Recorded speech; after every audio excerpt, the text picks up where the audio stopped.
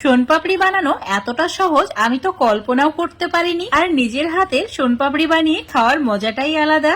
এই সোনপাপড়ি খাওয়ার পর বাড়ির সবাই বলে কিনা দোকান থেকে আর কোনোদিন কিনে খাবে না। তো এই দারুণ সুস্বাদু সোনপাপড়ি বানানোর জন্য একটা নির্দিষ্ট কাপের মাপ করে 1 কাপ ময়দা নিতে হবে।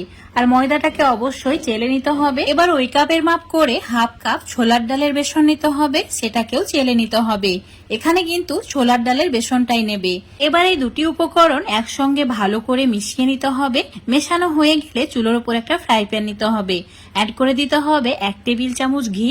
আর ঘিটা ভালোভাবে গলিয়ে নিতে হবে। চুলোর ফ্লেমটা মিডিয়াম টু লো করে রাখতে হবে। তারপরে অ্যাড করে দিতে হবে বেসন আর ময়দার মিশ্রণ। এখন এবার একটু সময় নিয়ে মিডিয়াম টু লো ফ্লেমে ভেজে নিতে হবে। প্রায় 10 মিনিট এভাবে ভেজে নিয়েছি। খুব সুন্দর একটা সুগন্ধ বের হচ্ছে। তো একটা পাত্রে ঢেলে রেখে দিচ্ছি ঠান্ডা করে নেওয়ার জন্য। ভালোভাবে এটা ঠান্ডা করে নিতে হবে। এইভাবেই থাক ততক্ষণে চুলোর উপর একটা ফ্রাই প্যান নিতে হবে। অ্যাড করে দিতে হবে ওই কাপের মাপ করে 1.5 কাপ চিনি। আর দিয়ে দিতে হবে 1 টেবিল চামচ লেবুর রস, মানে একটি গোটা লেবুর রস অ্যাড করে দিতে হবে এই সময়।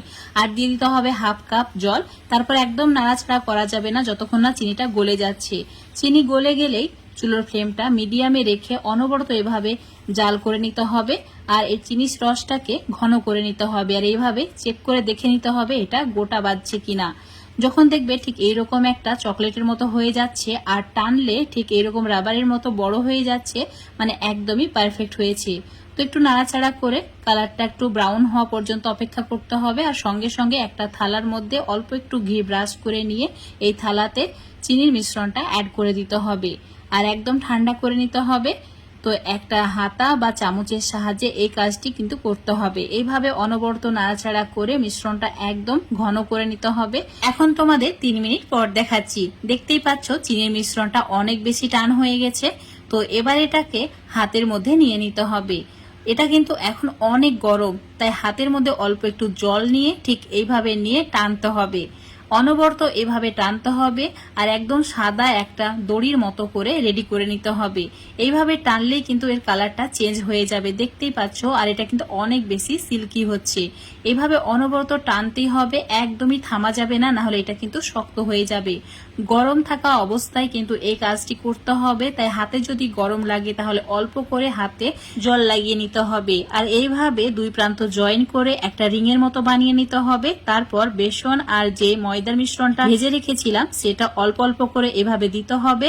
আর ঠিক আমি যেভাবে করছি একই ভাবে স্টেপগুলো ফলো করে বানিয়ে নিতে হবে। মানে মাঝে মাঝে এইভাবে কিন্তু মিশ্রণটা অ্যাড করতে হবে, টানতে হবে। আর এইভাবে মানে একটা পাক দিতে হবে, তাহলে খুব সুন্দরভাবে সোনপাপড়িটা রেডি হয়ে যাবে। আর এই সোনপাপড়ি বানানো এতটাই সহজ যে যখন মন চাইবে নিজেই বানিয়ে নিতে পারবে বাড়িতে। দোকান থেকে কিনে খাওয়ার কোনো প্রয়োজন নেই। আর এইভাবে একবার যদি বানিয়ে খাও দোকান থেকে আর কোনোদিন কিনে খেতে ইচ্ছা করবে না। এটার স্বাদ দোকানের সোনপাপড়ির চেয়ে অনেক গুণ বেশি। অল্প অল্প করে এইভাবে মিশ্রণটা অ্যাড করে ঠিক একদম সুতোর মতো করে সোনপাপড়িটা বানিয়ে নিয়েছি। এবার একটা বাটিতে ঠিক এইভাবে অ্যাড করে একটা শেপ দিয়ে নিতে হবে। তোমরা চাইলে না দিতেও পারো, এভাবে দিলে কিন্তু দেখতে ভালো লাগে। অল্প একটু ড্রাই ফ্রুটস অ্যাড করে দিয়েছি দেখার সৌন্দর্যের জন্য।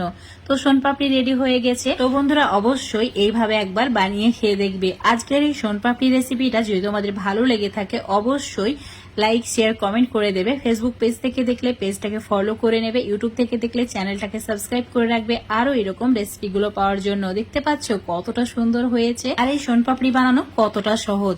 তো আমার রেসিপি ফলো করে বাড়িতে অবশ্যই একবার বানিয়ে খেয়ে দেখবে।